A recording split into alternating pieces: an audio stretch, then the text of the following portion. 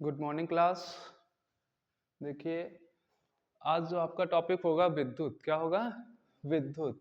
उसके जो फार्मूले हैं वो कैसे कैसे बनेंगे वो बेसिक से बता रहे हैं। तो देखिए, आपने पहला फार्मूला पढ़ रखा होगा ओम के नियम से। क्या पढ़ रखा है? ओम के नियम से।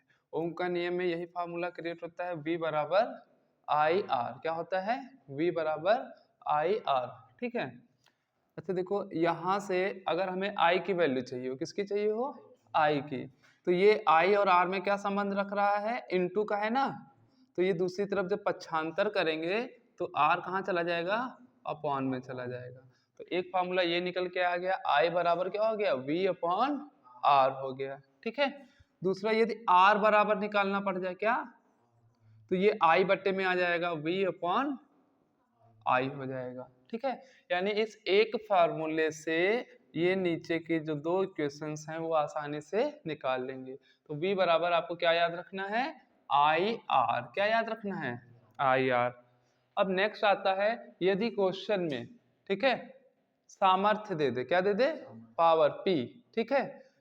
P V, P बराबर क्या फॉर्मूला होता है? P बराबर V I याद रखेंगे। क्या याद रखेंगे? V I। ठीक है। इसके क्वेश्चन कैसे होगा? यानी हमारे पास जब क्वेश्चन लिखा होगा तो पहले हम क्वेश्चन सॉल्व करते समय न्यूमेरिकल उसमें डिनोट करेंगे कौन कौन सी चीजें दे रखी हैं। यदि क्वेश्चन में आता है कि v की वैल्यू पता है हमें, मान लेते हैं 5 है, i की वैल्यू पता है हमें 4 है, और पूछ ले p बराबर क्या होगा, तो अभी तक जितने फार्मूले हम पढ़ेंगे तो उसके अकॉर्डिंग क्या करेंगे? फार्मूला अब इन तीन के अकॉर्डिंग देखेंगे कि ये तीनों कौन से फार्मूले में आते हैं।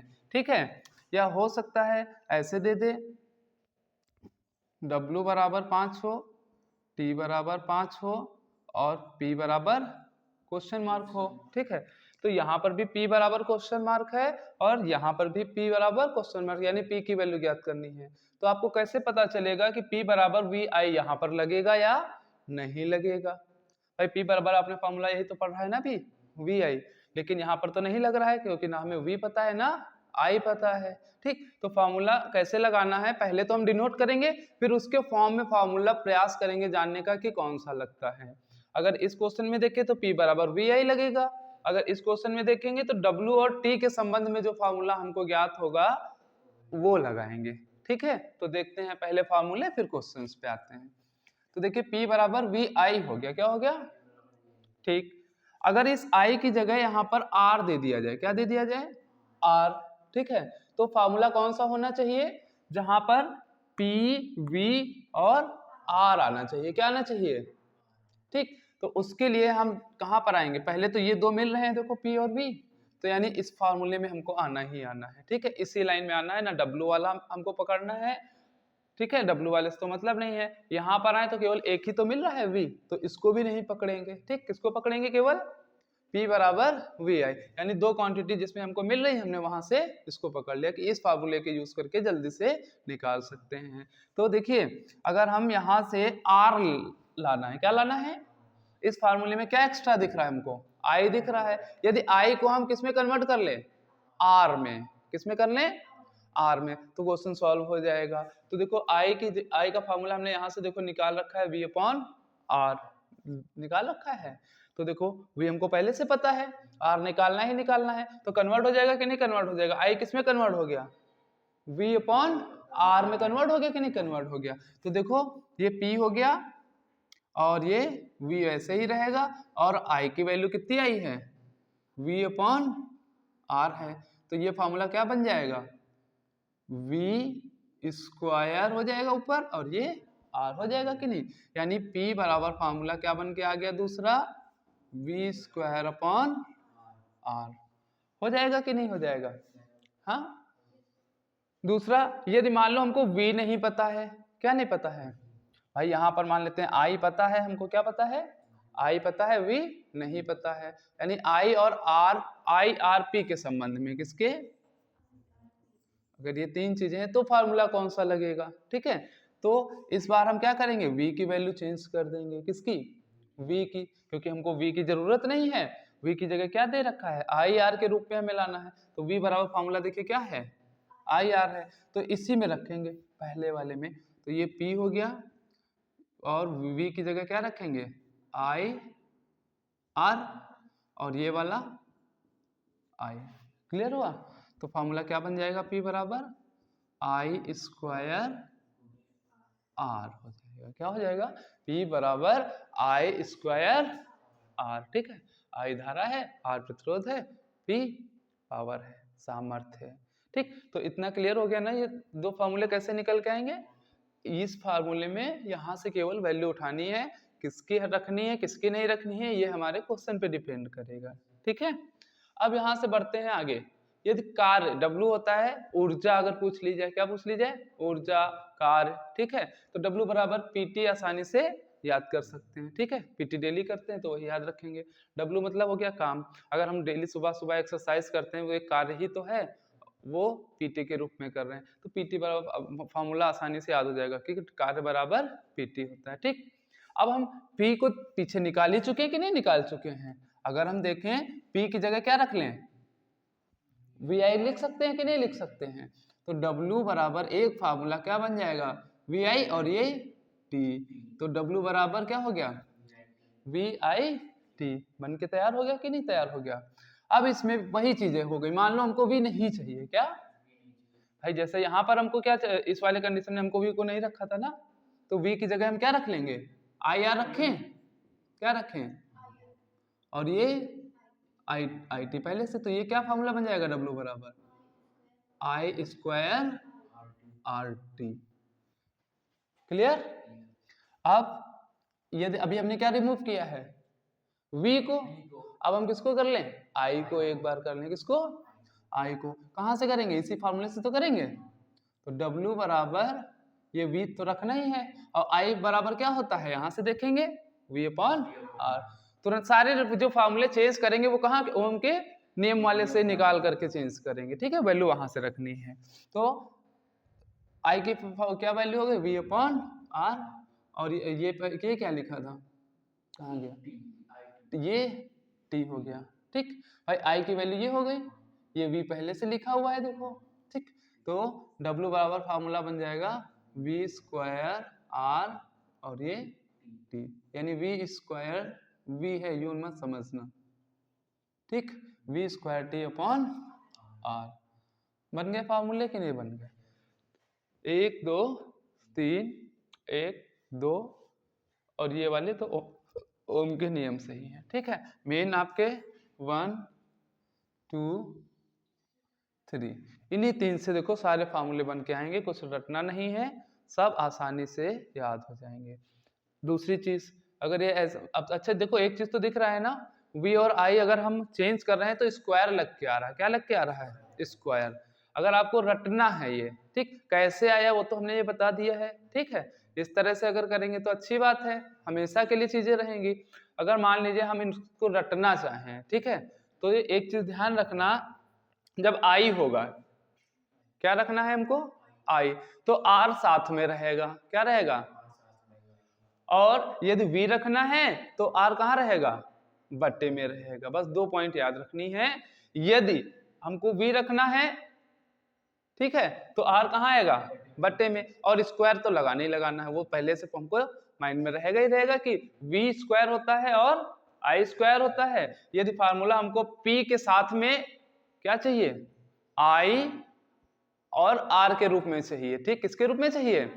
तो वो तो देखिए तुरंत माइंड में आना चाहिए, P वाला फार्मूला I स्क्वायर R हो जाएगा। क्या हो जाएगा? अगर I आया तो तुरंत क्या आ जाएगा? R आ जाएगा। ठीक है, अगर W वाला है तब भी यही चीज रहेगी, I स्क्वायर R, लेकिन W के साथ में क्या हो जाएगा? समय लग जाएगा। क्या लग जाएगा? समय लग जाएगा। तो ये फार्मूला जो है आपको आसानी से लर्न हो जाएंगे। लर्न हो जाएंगे कि नहीं लर्न हो जाएंगे? अब ये रटने नहीं है, केवल 2 पॉइंट्स हैं। कितने पॉइंट हैं? 2। पहला, अगर V रखना है तो V स्क्वायर बट्टे में R लगा देंगे, तो ये किसका फार्मूला हो गया? पावर का हो गया। यदि कार्य का चाहिए तो उसी में क्या जोड़ देंगे? T इनटू में क्या करना है? देखो सेम फार्मूला है ना, क्या लग गया इसमें? T लग गया। टाइम लगते ही ये किस में बदल गया? कार्य में बदल गया। किस में बदल गया? कार्य में। ये देखो v स्क्वायर अपॉन r है, सामर्थ्य भी, इसी में समय से गुणा करा दो तो क्या बन जाएगा, कार्य बन जाएगा। क्या बन जाएगा, कार्य बन जाएगा। ठीक है, तो इतना क्लियर हो गया ना, फॉर्मूले लर्न हो जाएंगे कि नहीं लर्न हो जाएंगे। हाँ, ये पहले से याद होगा, v बराबर आई आर, आई आर साथ में याद रख लेना। ठीक है, आई आर, किसी भी नाम से आर से किसी का नाम हो तो आया और आर से वो नाम याद कर लो तो तुरंत याद माइंड में एक रह जाएगा, कंफ्यूज नहीं होगे कि ये आर बट्टे में है, जैसे फार्मूले है ना बट्टे में इधर उधर। तो एक चीज याद रखना कि आया आगे जो भी नाम लेना चाहो आर से वो बना सकते हो। ठीक है, तो उस हिसाब से या तो रट लो v बराबर आई आर करके रट जाएगा। आई के साथ हमेशा आर रहेगा, ठीक, और v के साथ हमेशा आर अपॉन में रहेगा। बस इतनी चीजें याद रखनी है। चाहे यहां पर देख लो, v के साथ r कहाँ है, अपॉन में है, और i के साथ कहाँ है, साथ में ही है। ठीक है, i के लेवल में है और v आते ही नीचे चला गया। ठीक है, तो इतना क्लियर हो जाएगा, लर्न हो जाएंगे, सारे फार्मूले रट जाएंगे एकदम। ठीक है, अब आते हैं इन क्वेश्चंस पे। जैसे अभी जो बता रहे थे, ये देखिए, जैसे दिया है v, r और p के रूप में। ठीक, ऐसे क्वेश्चन दे रखा है, आप डिनोट कर लेंगे। अब हमको किसके रूप में फार्मूला चाहिए, p चाहिए, और v आया, और v आते ही ये क्या बन गया, v स्क्वायर, और r कहाँ चला जाएगा, अपॉन में। हमको फार्मूला दिमाग में वही नहीं करना है कि कौन सा था कौन सा नहीं था, बस एक पॉइंट पकड़ के चलना है, I और V, और दूसरा कौन सा पॉइंट पकड़ना है, P और W। P है तो जो हमने सीखा है वही रखेंगे, और W है तो साथ में कौन आ जाएगा, टाइम आ जाएगा। और टाइम किस रूप में आएगा, इनटू में आएगा। किस में आएगा, इनटू में आएगा। That's clear. तो देखिए P बराबर V की वैल्यू कितनी है हमारे पास, 5 है, R की वैल्यू 4 है, तो 25/4 हो गया तुरंत आंसर, हो गया ना। एक मिनट रोक दो। ठीक है, तो अब नेक्स्ट है श्रेणी क्रम। क्या है, प्रतिरोध का, किसका, प्रतिरोध के लिए। ठीक है,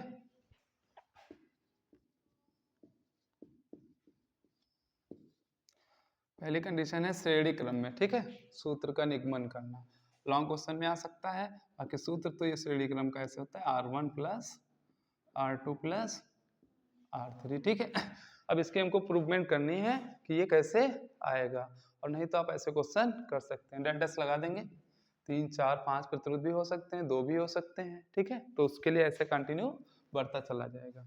ठीक है, तो देखिए श्रेणी क्रम किसे कहते हैं, ये हो गया प्रतिरोध। ठीक है, एक प्रतिरोध हो गया, क्या हो गया, एक। ठीक है, ये पॉइंट हमने मान लिया ए। ठीक, अब यहां से एक प्रतिरोध और आया, कौन सा आया, ठीक, ये इसका मिड पॉइंट हो गया। ठीक, ये इस समाप्त हो गया, दूसरा प्रतिरोध हो गया। अब यहां से एक प्रतिरोध हमने ये तीसरा ले लिया। ठीक, 3 प्रतिरोधों के लिए कर रहे हैं तो 3 ही ऐड कर रहे हैं, और ये वाला पॉइंट हमने क्या मान लिया, बी मान लिया। क्लियर हो गया इतना। ठीक है, अब जो श्रेणी क्रम है होता क्या है, डेफिनेशन में लिखेंगे। ठीक है, पहले यहाँ पे हम बता रहे हैं, आप लोग को लिखना है। ठीक है, श्रेणी क्रम होता क्या है, क्या लिखेंगे कि ये क्या है, पहला प्रतिरोध हो गया, R1 हो गया, ये क्या है दूसरा, ये हो गया तीसरा। ठीक है, अच्छा इस प्रतिरोध के कै सिरे हैं, 2 सिरे हैं कि नहीं है, एक देखो ये इधर निकला हुआ है और एक इधर गया है, इसका भी एक सिरा इधर है एक सिरा इधर है, इसका भी एक सिरा ये है एक सिरा ये है, 2 सिरे हैं हर प्रतिरोध के। तो जब श्रेणी क्रम की बात की जाएगी कि श्रेणी क्रम किसे कहते हैं, तो डेफिनेशन में आप लिखेंगे कि पहले प्रतिरोध का ये कौन सा सिरा है, दूसरा, ये पहला है ये दूसरा होगा। ठीक है, पहले प्रतिरोध का दूसरा सिरा, ब्रेक ले लेंगे, दूसरे प्रतिरोध का पहला सिरा। ठीक है, देखो यही दोनों तो मिल रहे हैं ना, इस पॉइंट को क्या कहेंगे, ये पहले प्रतिरोध का दूसरा सिरा है, दूसरे प्रतिरोध का पहला सिरा। ठीक है, तथा, इतना क्लियर हो गया ना क्या लिखना है, पहले प्रतिरोध का दूसरा सिरा, दूसरे प्रतिरोध का पहला सिरा, तथा दूसरे प्रतिरोध का दूसरा सिरा तीसरे प्रतिरोध के पहले सिरे से जुड़े, क्या हो, ठीक है, तो वहां पर क्या होगा, श्रेणी क्रम बनेगा। क्या बनेगा, या श्रेणी क्रम कहलाएगा। ठीक, तो श्रेणी क्रम की पहचान ऐसे होगी कि जो प्रतिरोध है उसका दूसरा सिरा अगले प्रतिरोध के पहले सिरे से जुड़े। ठीक, ये देखो प्रतिरोध है, इसका दूसरा सिरा इसके आगे जो भी आया उसके पहले सिरे से जुड़ा है, फिर देखो इसका दूसरा वाला सिरा उसके आगे जो है उसके पहले सिरे से ही तो जुड़ रहा है, तो जो है ये परिभाषा हम ऐसे ही लिखेंगे। इतना क्लियर हो गया ना। तो श्रेणी क्रम की परिभाषा डाल के लिखेंगे, पहले प्रतिरोध का दूसरा सिरा दूसरे प्रतिरोध का पहला सिरा तथा दूसरे प्रतिरोध का दूसरा सिरा तीसरे प्रतिरोध का पहला सिरा इस प्रकार जुड़े। ठीक है, तो वह क्रम क्या कहलाएगा, श्रेणी क्रम कहलाएगा। ठीक, ये हो गई डेफिनेशन आपकी। ठीक, क्लियर हो गया ना। डायग्राम से ये सब लिखना है, मतलब अपने मन से कुछ भी याद नहीं होने वाला है, क्योंकि ये सारे कंफ्यूजन है, पहला दूसरा पहला दूसरा पहला दूसरा यही सब चल रहा है, तो आपको बस सीधे से ही यहाँ से समझ के आसानी से लिख सकते हैं। ठीक है, ये देखो इसीलिए बता दिए 3 इससे बने हुए हैं, ये ऐसे ऐसे क्या हुए हैं, ज्वाइंट हुए हैं। ठीक, अब अच्छा ये जुड़े हैं, इसमें भी क्या होगी, एक धारा प्रवाहित होगी। क्या प्रवाहित होगी, धारा। और धारा देखो यहाँ से चल रही है ऐसे ऐसे ऐसे ऐसे, यहाँ भी चली, तो ये क्या हो रही है, सेम चल रही है। क्या चल रही है, सेम। तो श्रेणी क्रम में जो धारा होगी वो कैसी होगी, समांतर होगी। क्या होगी, समांतर होगी।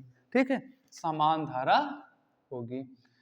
धारा समान होगी तो हमने ओम के नियम में पढ़ रखा है V बराबर आई आर। धारा समान हो गई, प्रतिरोध क्या हो गया, अलग अलग है सबका, तो धारा समान है तो विभवांतर जो है वो भी क्या होगा, अलग अलग होगा। वो धारा के ऊपर डिपेंड करेगा विभवांतर। ठीक है, यदि धारा अलग अलग होगी तो विभवांतर समान होगा, धारा एक समान है तो विभवांतर अलग अलग है, ये दोनों एक दूसरे के अपोजिट रहेंगे, बस ये ध्यान रखना। ठीक है, धारा यहाँ पर, अब धारा कैसे समान है वो खुद ही आप पहचानो कि ऐसे ऐसे ऐसे ऐसे चलती जा रही है, कहीं बदल ही नहीं रही है, वही जा रही है, तो धारा एक जैसी हो गई, तो विभवांतर हमने क्या कर दिए, अलग अलग कर दिए। ठीक है, जब विभवांतर अलग अलग हो गए तो हमको विभवांतर ही निकालना है सबका। क्या निकालना है, पहले विभवांतर। तो क्या लिखेंगे, पहले प्रतिरोध में विभवांतर। क्या लिखेंगे, पहले प्रतिरोध में विभवांतर। ठीक है, बाकी ये पहले लिख लेना एक लाइन ओम के नियम से। क्या लिख लेंगे, ओम के नियम से V बराबर आई आर, जो फॉर्मूला पता हो एक लिख लेना, V आई आर में जो भी पता हो। ठीक, तो इतना क्लियर हो गया ना। अब हमको क्या चाहिए, पहले प्रतिरोध में विभवांतर चाहिए। क्या चाहिए, तो पहले प्रतिरोध में विभवांतर कितना है, V1 है ना, देखो यहां से, और फॉर्मूला क्या होता है, आई आर, तो आई तो वही है, और आर में क्या है, 1 है। क्या है, 1, तो क्या बन के आ गया, V1 बराबर आई आर 1 हो जाएगा। फॉर्मूला क्लियर हो गया ना। अब इसी तरह लिखेंगे दूसरे प्रतिरोध में, किस में,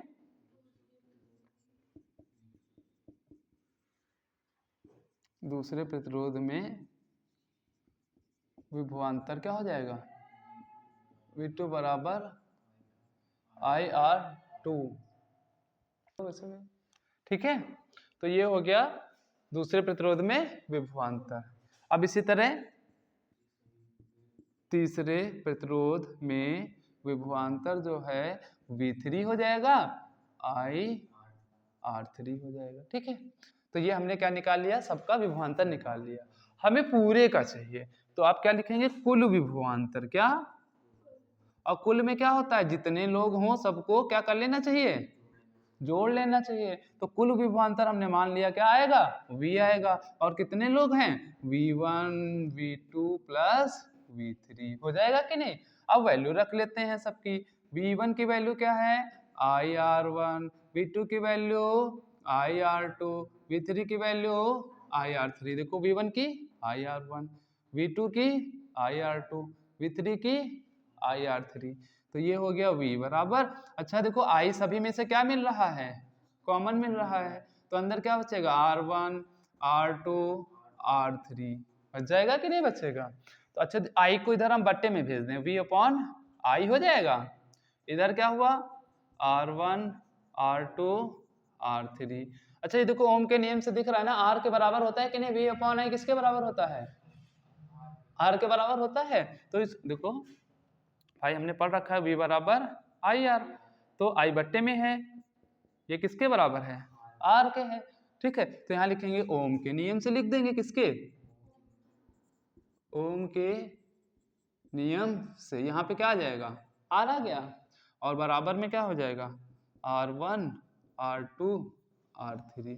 तो ये क्या हो गया सिद्ध आपका, श्रेणी क्रम में, किसमें, श्रेणी क्रम का सूत्र फॉर्मूला यही आ गया ना, श्रेणी क्रम में R बराबर R1 plus R2 plus R3, R बराबर R1 plus R2 plus R3।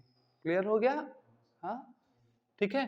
तो इसको अच्छे से समझ लीजिएगा, आराम से कर लीजिएगा। अब इसके बाद है समांतर क्रम, कौन सा है, समांतर क्रम। तो समांतर क्रम में क्या होता है, जैसे इसमें प्रतिरोध कैसे दे रखे हैं आपके, कि पहले प्रतिरोध का दूसरा सिरा वगैरह वगैरह दे रखा है कि नहीं, और दूसरे प्रतिरोध का पहला सिरा, ठीक। तो इस वाले का जो डायग्राम है हमारा कैसे रहता है, देखो ऐसे बनेगा, ठीक। ये होगा ऐसे,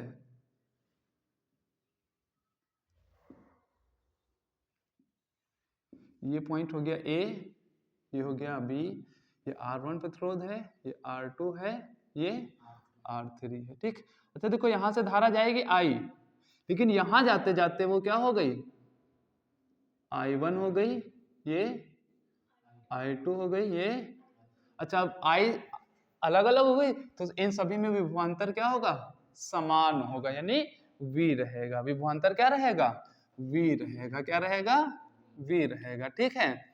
तो ये किस चीज का डेरिवेशन है, समांतर क्रम का। किसका, क्या प्रूफ करना है, 1/R R1 1/R2 1/R3, ये प्रूवमेंट हमको करनी है। तो जब इसकी परिभाषा लिखेंगे समांतर क्रम की, तो क्या लिखेंगे, पहले प्रतिरोध का पहला सिरा, दूसरे प्रतिरोध का पहला सिरा, तीसरे प्रतिरोध का पहला सिरा, तथा पहले प्रतिरोध का दूसरा, दूसरे प्रतिरोध का दूसरा, तीसरे प्रतिरोध का दूसरा सिरा, ये अलग अलग बिंदुओं पर क्या हो, एक बिंदु से जुड़े। या पहले इसको लिख देना, पहले प्रतिरोध का पहला, दूसरे का पहला, तीसरे का पहला, एक बिंदु से जुड़े, तथा दूसरे का दूसरा, पहले का दूसरा, तीसरे का दूसरा सिरा दूसरे बिंदु से जुड़े, ठीक। तो ये कंडीशन जो होगी, ये क्रम जो होगा क्या कहलाएगा, आपका समांतर क्रम। क्लियर हो गया ना, परिभाषा में क्या लिखना है। अब देखो वहां पे हमारा विभवांतर अलग था श्रेणी क्रम में, तो हमने क्या निकाला था, विभवांतर निकाला था। यहाँ पर क्या अलग है, धारा अलग है, तो यहाँ क्या निकालेंगे, धारा। तो लिखेंगे पहले प्रतिरोध में धारा, धारा क्या हो जाएगी, I बराबर क्या होगा, फॉर्मूला क्या होता है, V/R होता है। अच्छा V क्या है, पहले प्रतिरोध में I1 है, V एक जैसा है, और प्रतिरोध R1। क्लियर हो गया कि नहीं। इसी प्रकार इसमें लिखेंगे दूसरे प्रतिरोध में धारा, ये हो जाएगी I2 बराबर V सेम है, R2 हो जाएगा कि नहीं हो जाएगा, सेम उसी तरह से करना, कोई चेंजेस नहीं है। तीसरे प्रतिरोध में किसमें, धारा क्या निकालना है, I3 हो जाएगी कि नहीं, V/R3। अब धारा सबकी अलग अलग निकाली है, तो आप क्या निकालेंगे, कुल धारा निकालेंगे। I बराबर I1 plus I2 plus I3 हो जाएगा। तो ये I हो गया, I1 की value V/R1, V/R2, V/R3, initial लिख लेंगे। V सभी में क्या हो गया, तो 1/R1, 1/R2, 1/R3 हो जाएगा। ये V बट्टे में आ जाएगा कि नहीं, ये हो गया 1/R1, 1/R2, 1/, यहाँ लगा देंगे ओम के नियम से, ये फार्मूला किसके बराबर है, 1/R के, R1 plus 1/R2 plus 1/R3। ये प्रूवमेंट किसकी होगी, देखो समांतर क्रम। तो बस हमको क्या ध्यान रखना है, कौन सी चीज किस कंडीशन में एक जैसी है। धारा ही पकड़ के हम चलेंगे, विभवांतर तो हम नहीं पकड़ पा रहे हैं, कहाँ से पता चल रहा है, लेकिन धारा से पता चल रहा है कि धारा यहाँ से चली और यहाँ से 3 हिस्सों में क्या हो रही है, बट रही है। और उस कंडीशन में धारा बट ही नहीं रही थी, तो धारा समान थी तो विभवांतर क्या हो गया था, अलग अलग श्रेणी क्रम में। समांतर क्रम में धारा बट रही है तो विभवांतर क्या हो गया, एक समान हो गया, अपोजिट हो गया एक दूसरे के। और यही हर प्रतिरोध में हमको निकालना पड़ेगा, तो लिख देंगे पहले प्रतिरोध में यहाँ पे क्या निकाल अलग अलग है, धारा है तो धारा लिख रहे थे, वहां विभवांतर अलग अलग था तो विभवांतर लिख रहे थे अलग अलग। क्या लिख रहे थे, विभवांतर, यही तो लिख रहे थे, पहले प्रतिरोध में विभवांतर, दूसरे प्रतिरोध में विभवांतर। यहाँ पर हम श्रेणी क्रम में धारा कर रहे हैं तो इसमें धारा अलग अलग है तो हमने क्या यूज किया है, धारा। ठीक, फिर हमने जब ये निकाल लेंगे तो उसको क्या निकालेंगे, टोटल निकालेंगे कि नहीं निकालेंगे, कितनी लगी है इस पूरे परिपथ में, तो उसके लिए गए तो I बराबर I1 I2 I3 टोटल धारा निकलेगी ना ये I, तो इनके फार्मूले रख लिए जो जो ऊपर अभी निकाल करके आए हैं, पहले में कितनी है, दूसरे में कितनी धारा है, तीसरे में कितनी धारा है, तो रख लिया। फिर V हमारा कॉमन मिल गया, वो बाहर ले लिया, V को अपॉन में भेज दिया दूसरी तरफ में, क्योंकि यहाँ पर काहे में है, इनटू में है। ठीक, I upon B 1 upon R के इक्वल में रहता है। ठीक, तो ये फार्मूला किसका आ गया, समांतर क्रम का। ठीक है, इसमें दो फार्मूले और हैं, देख लो जो छूट गए हैं अभी। Q बराबर एक होता है IT और Q बराबर NE होता है। क्या होता है, Q बराबर IT और Q बराबर NE होता है। ठीक है, Q बराबर IT, Q बराबर NE, IT बराबर NE भी यूज कर सकते हैं। ठीक है, तो क्यों हो गया, आवेश आपका क्या होता है, I पता ही है, धारा हो गई, T हमारा समय हो गया। मात्रक सबके याद कर लेना, बोर्ड एग्जाम में मात्रक कभी कभी पूछ लेता है कि आवेश का मात्रक क्या होता है, धारा का मात्रक क्या होता है, प्रतिरोध का मात्रक पूछ लेता है, जो अभी उतनी देर से ये R निकाल रहे हैं। ठीक है, तो प्रतिरोध का मात्रक ओम होता है, समय का सेकेंड, धारा का एम्पियर, आवेश का कूलम। ठीक है, n नंबर ऑफ इलेक्ट्रॉन्स होते हैं, क्या होते हैं, इलेक्ट्रॉनों की संख्या, E इलेक्ट्रॉनों पर आवेश, जो कि निश्चित होता है 1 × 10 की पावर 1.6 × 10 की पावर -19 होता है। ठीक है, ये सेम ही है। ठीक, तो 2-3 फार्मूले ये हो गए। ठीक, जो हमारे लगेंगे न्यूमेरिकल सॉल्व करते समय। एक क्वेश्चन और पूछा जाता है कि ये धारा की दिशा किधर होती है, क्या, धारा की दिशा, जैसे कोई भी परिपथ है, ठीक है, इसमें धारा इधर बह रही है, ऐसे मान लेते हैं। ठीक है, इधर की ओर ये आई, तो कैसे पता चलेगा कि धारा की दिशा इधर है या इधर है। ठीक है, तो धारा की दिशा जब भी पूछा जाएगा तो आप जवाब देंगे कि जिधर इलेक्ट्रॉनों के विपरीत दिशा में, क्या होगा, यानी इसमें जो ये मान लेते हैं ये इलेक्ट्रॉन्स हैं, ये जो गोल वाले हैं ऐसे, ये इलेक्ट्रॉन्स हैं, क्या हैं ये। ठीक, तो ये इलेक्ट्रॉन इधर से इधर आ रहे हैं तो धारा इधर जा रही है, अगर इलेक्ट्रॉन इधर जा रहे होंगे तो धारा इधर से इधर होगी। ठीक है, इसका पॉइंट मान लेते हैं A, इसका मान लें B, तो अभी धारा किधर है, A से B की ओर है, किधर की ओर है, A से B की ओर, यानी आपका जवाब होना चाहिए कि इलेक्ट्रॉन के विपरीत में धारा की दिशा होगी, हमेशा किधर होगी, इलेक्ट्रॉन्स के विपरीत में। यदि इलेक्ट्रॉन A से B की ओर जाएंगे तो धारा B से A की ओर, यदि इलेक्ट्रॉन B से A की ओर तो धारा की दिशा A से B की ओर। ठीक है, क्लियर हो गया। ठीक है, फिर नेक्स्ट मिलते हैं।